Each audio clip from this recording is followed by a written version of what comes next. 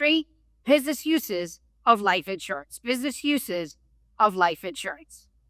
We use insurance for many things, both on the individual side of our industry and also now on the business side of our industry. We use life insurance, and particularly whole life insurance, for many, many different things. One of the things is to ensure a key employee's life. Now, first of all, who is a key employee? That's anyone working within that business who we, the business team, as a key employee of ours, that we know if we lost that key employee due to the death of that key employee, our business could take a severe downturn in profit and in profitability before we could go out, recruit, hire, and train a replacement for that key employee we lost. So a key employee could be people like the CEO, the CFO, the COO, the national sales director, the head of my accounting department, the head of my advertising department. It could be anybody within my business organization that I feel is key to the operation and perpetuation of my business. So key employee can be any of those people I just mentioned, plus anybody else that I deem as a key employee of my organization. Now, with key employee insurance, the business is going to own the policy on the key employee's life. So the key employee is going to be the insured, but the business is going to own the policy, be the policy owner of that policy on that key employee's life. The business will pay the premium on it. The business will be the beneficiary of the proceeds of that life insurance policy on that key employee's life. So if that key employee dies, for whatever reason, death benefit will be paid back to the business. The business will then take those proceeds from the life insurance policy on the key employee's life and use those proceeds to go out, recruit, hire, and train a replacement, have someone who knows, hopefully something very close to what my key employee knew, get them on board, get them acclimated, and getting them doing the job duties that my key employee used to do, and doing it in a pretty efficient fashion. See, if I don't have the key employee's life insured and I lose the key employee, not only will my business take a serious downturn, but now I've got to come up with large sums of money out of the business to be able to recruit, hire, and train a replacement. Or I've got to go further in debt, but the business further in debt to take out a loan to provide the money to go out and recruit, hire, and train a replacement for the key employee.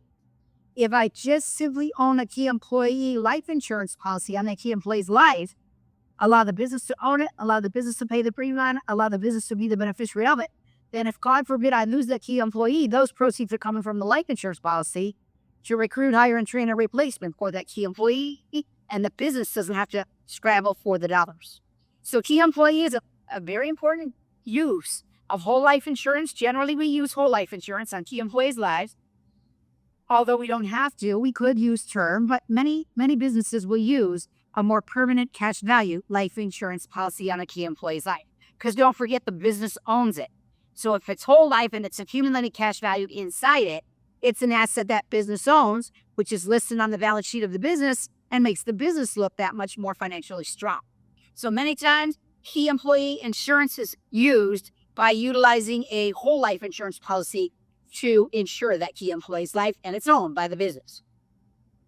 So it compensates the business due to the death or disability of a key employee. We'll talk about key employee disability insurance later when we talk about the disability types of policies. Here we're talking about disability on the life of the employee. So we're talking about insuring the life of that key employee with life insurance.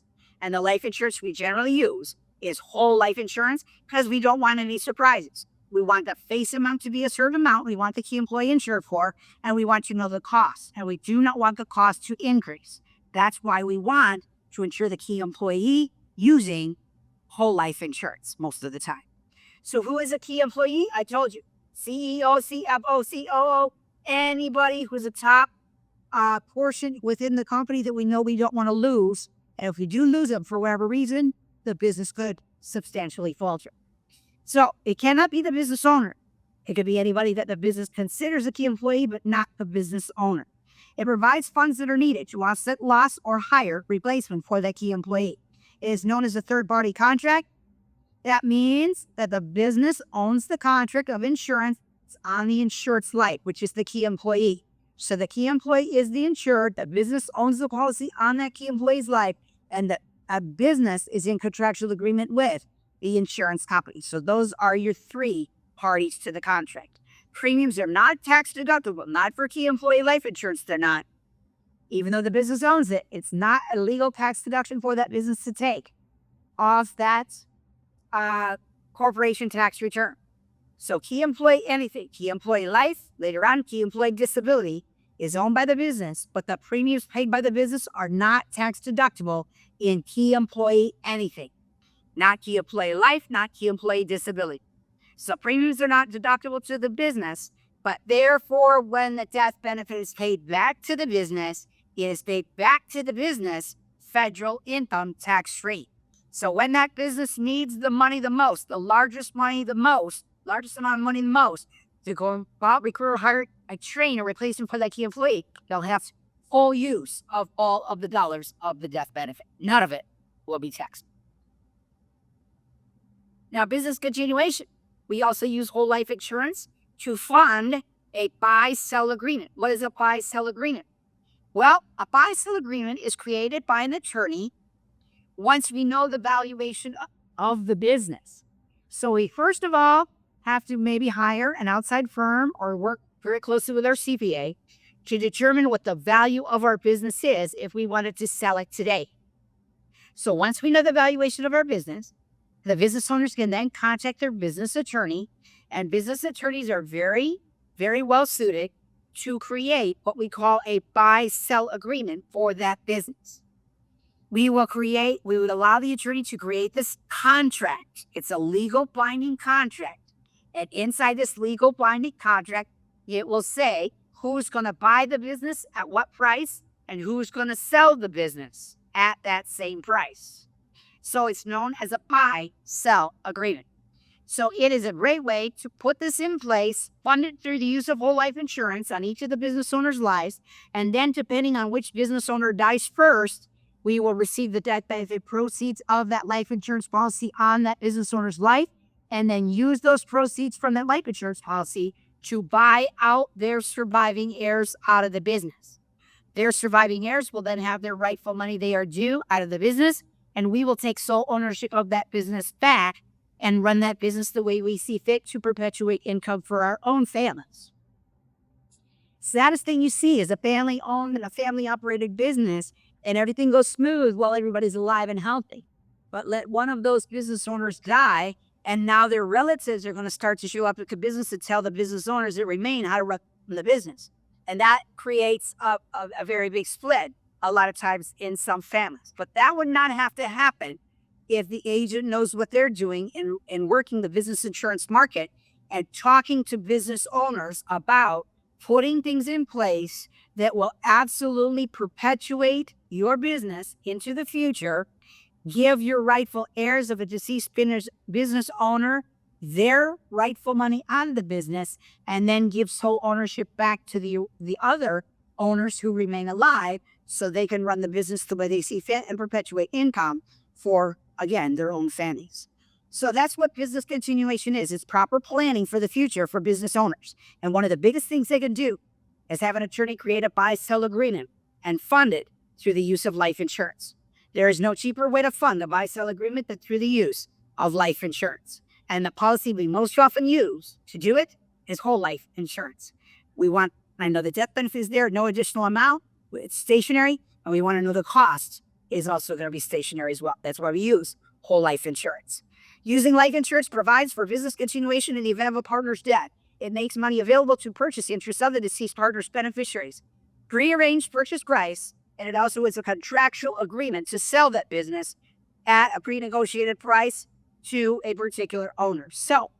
And that actually becomes the rightful owners of the business who remain alive, because we use the money on the deceased owner's life to buy out their heirs and give them the rightful money out of the business. Now, there's two ways we can structure this. We could structure it as a cross-purchase plan where the business owners own policies on each other's lives, and we will use a cross-purchase plan for a 2 or 3 person partnership. With a two-person partnership, they just own the policy on each other's life. That's pretty simple. Only 2 policies are necessary. When you have a 3-person partnership, 6 policies are necessary because each owner has to own a policy on the opposite partner's life.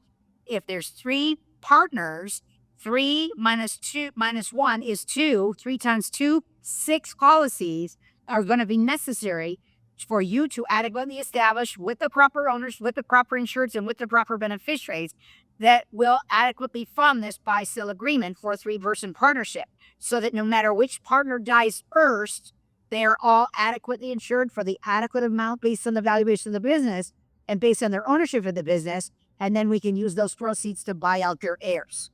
When you elevate to 4 persons and above, insured 4-person partnership and above, you will no longer use cross urges. You will use entity plan.